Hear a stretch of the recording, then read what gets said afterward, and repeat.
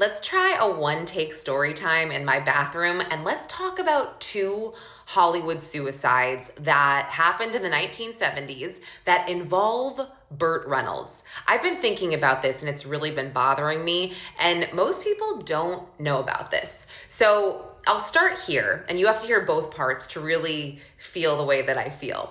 So we'll start with a beautiful actress, Inger Stevens. Blonde, she's on her way to becoming A-list, and she is starring in a movie called Run, Simon, Run with Burt Reynolds. That, unfortunately, would be her last movie. Now, Burt loved to date his co-stars.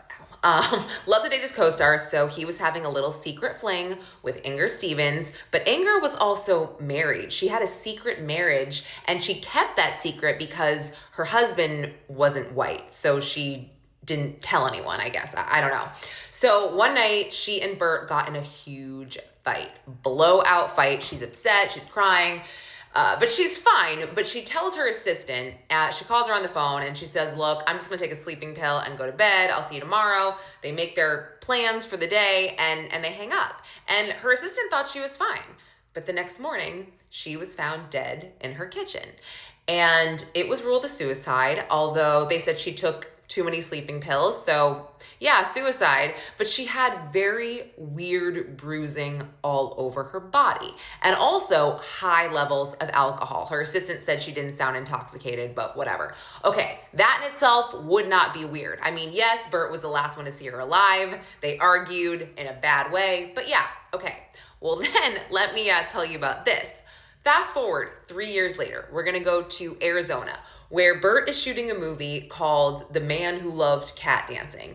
And this time he's starring in it with a beautiful British named Sarah Miles. And Sarah Miles was dating her business manager, and his name was David Whiting. So David went to set with Sarah, and one night, Burt and Sarah and the cast, and again, David, traveled to Arizona, was staying with her in her motel room, whatever, but he was, giving her space and being respectful. But anyway, one night, Sarah, Burt, and the cast and crew went out drinking for a birthday party or something like that, and Sarah and Burt ended up hanging out all night. They wound up back in Burt's hotel room. And when Sarah finally gets back to her room, David Whiting is so pissed. He's like, where have you been? You've probably been with Burt, blah, blah, blah.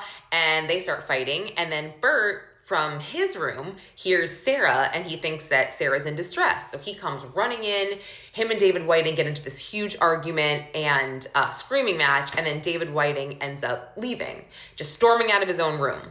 Well, the next morning, David Whiting is found dead in his room. I mean, I guess Burt and Sarah left, whenever David did, and probably went down to Burt's room.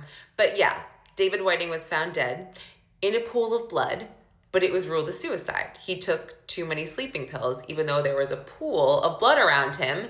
And also, Burt Reynolds apparently told police that David Whiting had a vial in his hand, and he saw it, but nobody ever found the vial or saw the vial. And Sarah Miles changed her story multiple times. Very, very suspect. Both deaths, Inger and David Whiting, used the Hollywood coroner. His name was Dr. Thomas Noguchi. He also did the autopsy on Natalie Wood, which he ruled an accidental drowning. We all know that was a homicide. It was changed to a homicide, but yeah, things I think are a little suspect.